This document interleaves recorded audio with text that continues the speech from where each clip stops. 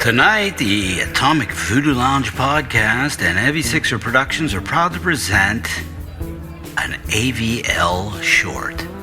This is Night Visit by Gabriel Ostley. Night Visit by Gabriel Ostley. Guyver, Disco, Cheese, Feltz, and Hayward sat in the hotel's lobby bar.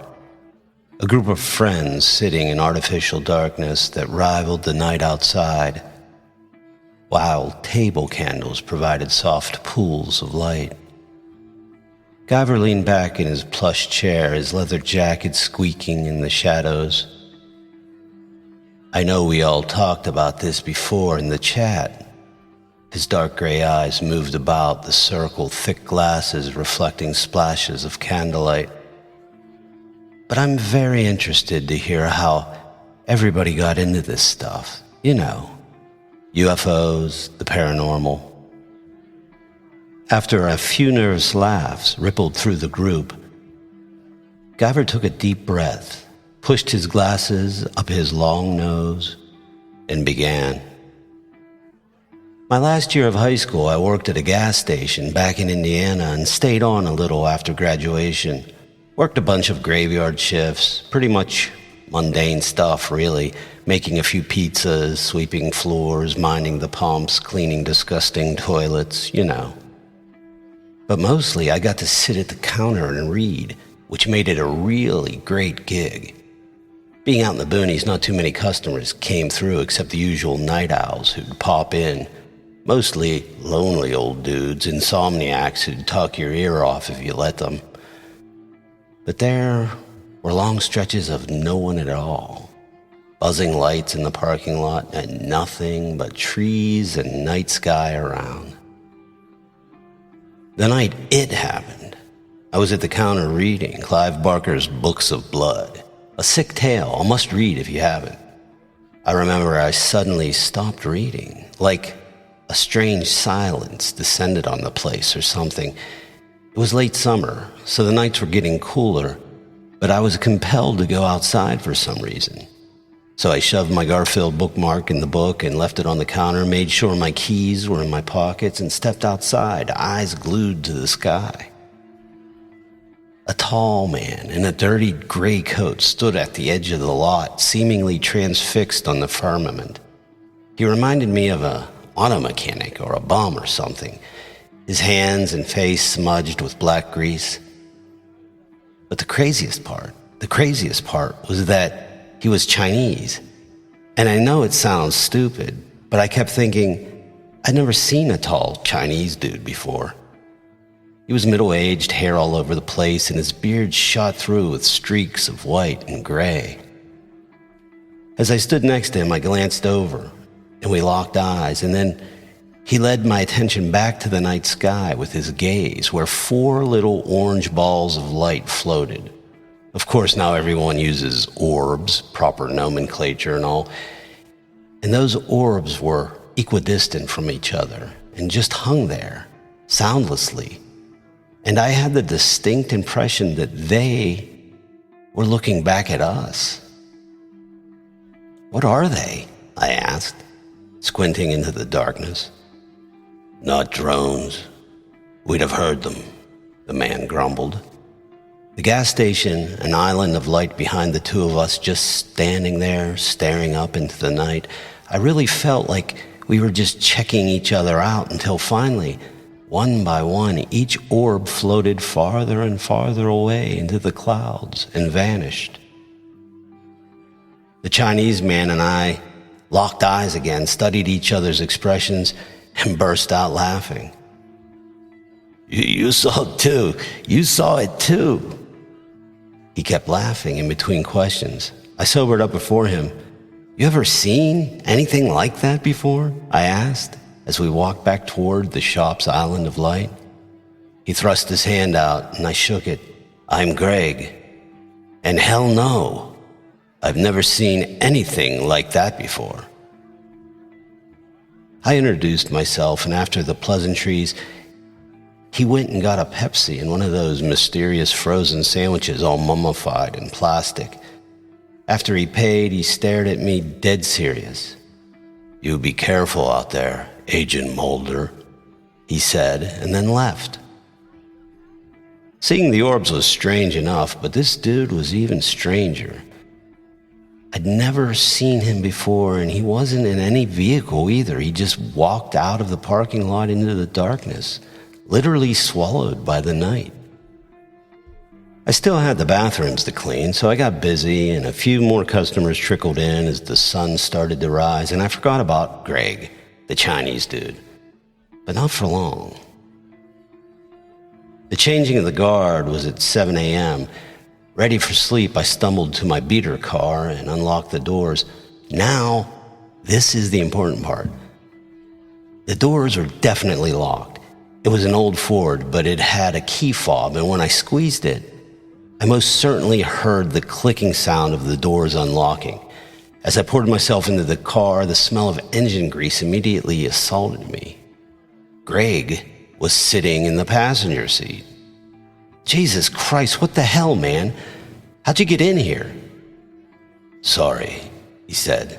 He looked scared, terrified even. "I can't go back to the hotel room." Up the road a piece was a newish hotel some nut had decided to build. Maybe they thought this little burb was about to blow up, but they were a few years too early. The place was almost always empty. I even had a friend who worked the hotel's front desk for a few months before he had to quit out of sheer boredom. "You've been in my car all night? What the hell? You could have just come into the station." I felt violated and more than a little freaked out. How in the hell was there a Greg in my locked car? "I'm sorry, man. I've been walking around most of the night waiting for the sun to rise. I just got back here maybe 10 minutes ago. You looked busy and I didn't want to be suspicious to the other people. Your door was unlocked. Seemed like a good idea." I stared at him. "Man, you don't even know me. Listen, I've been working all night. I'm tired. I want to go home. What the hell is the problem here?" He looked out the window and back at me. "Can we drive? I'll tell you as we drive." "You're not going to shoot me or anything, are you, Greg?" He put his hands up instantly and shook his head. It would have been funny, but he was actually pretty keyed up. Okay, Greg, where are we going?" "Anywhere. I just gotta talk to someone. I need help, man. Really, really." He was mumbling and rubbing his eyes. I was annoyed and all, but was beginning to kind of feel bad for him. I knew I should have kicked him out and told Jerry at the station to keep his eyes peeled, but I was honestly just too tired to make the effort. Putting the engine into gear, I stood on the gas. We drove through the rising morning sun, trees whipping by in a blur. "Those things, those UFOs, they followed me, man, to my hotel," Greg mumbled. For the first time, it dawned on me that Greg was very likely on something. "You on something, Greg?" "No way, man. I don't do any of that stuff no more." I parked in the hotel's lot and looked over at him, the engine idling. "Okay, so what happened? I'm tired, Greg. I just want to go home and sleep." Greg swallowed and blinked like a frightened owl.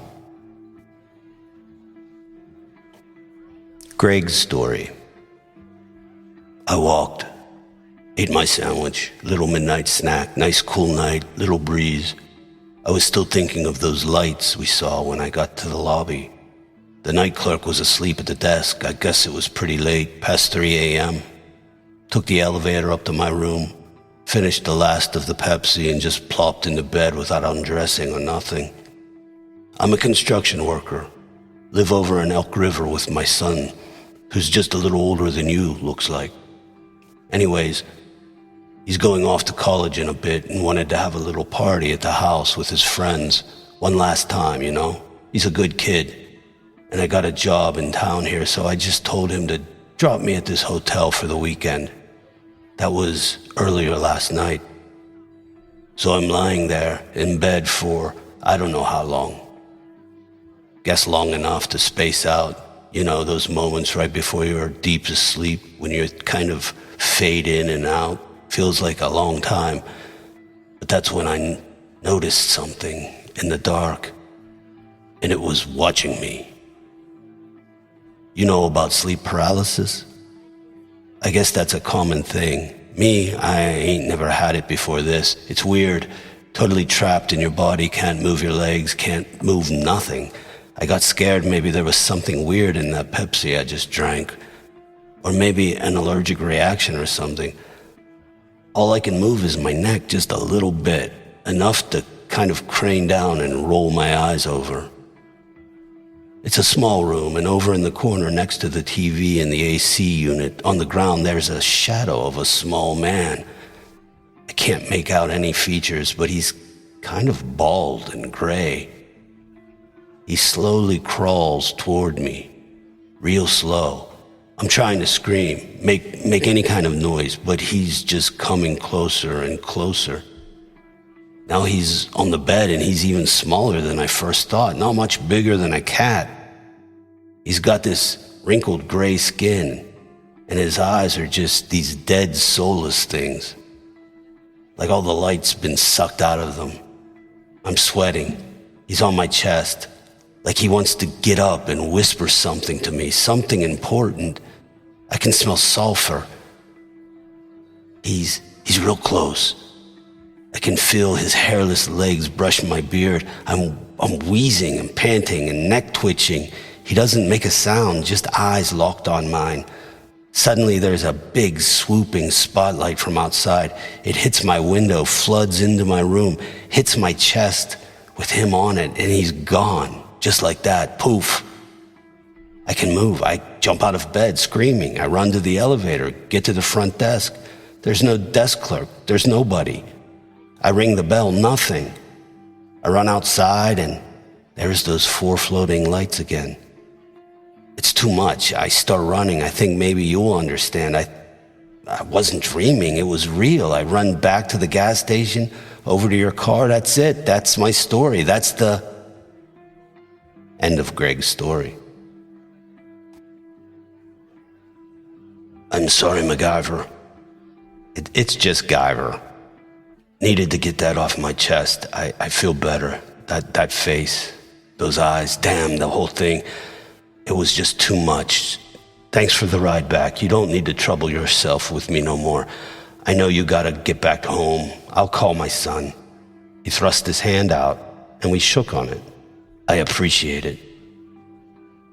I sat there numbly as he got up and slammed the door. I let it soak in a while.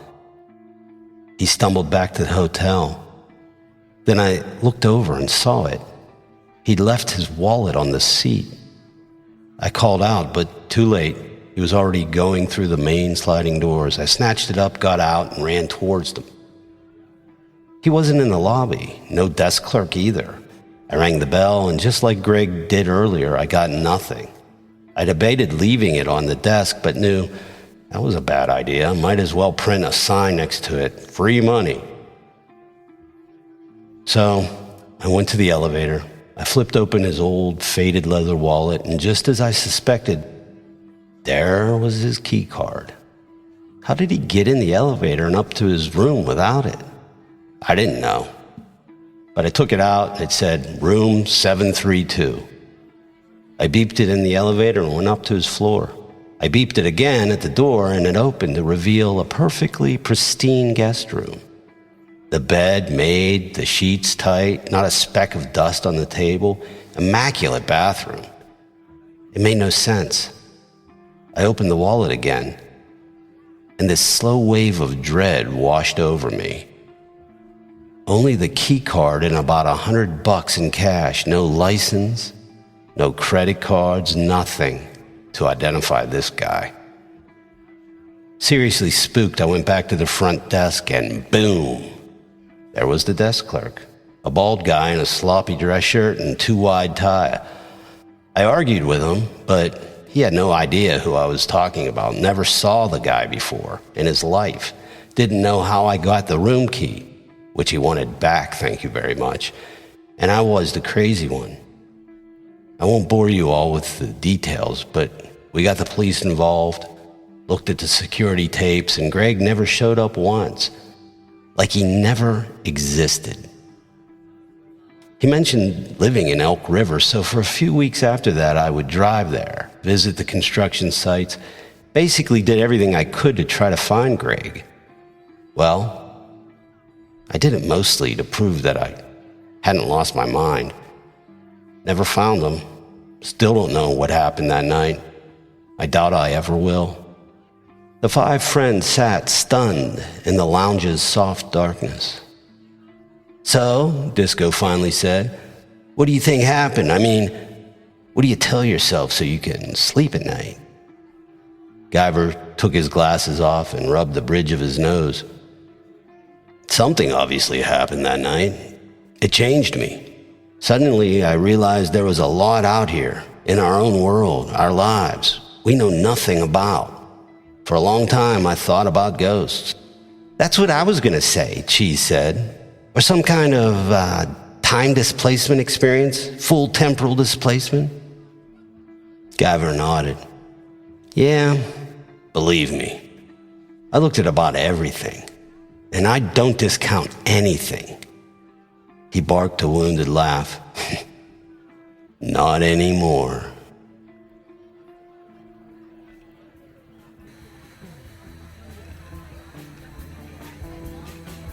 Night Visit was included in episode 1.5 of the Atomic Voodoo Lounge podcast. Gabriel Ostley is a talented writer and artist. If you liked what you heard, please visit atomicvoodoolounge.com or search the Atomic Voodoo Lounge on your favorite podcast app or service. Thanks for listening, and please spread the word about the Atomic Voodoo Lounge's mix of speculative noir, poetry, fiction, and spoken word. In addition to the words, the AVL also has the beat. We play a variety of mood-inducing music, including surf, exotica, jazz, blues, and more. Copyright 2025 by Heavy Sixer Productions, LLC. All rights reserved. AtomicVoodooLounge.com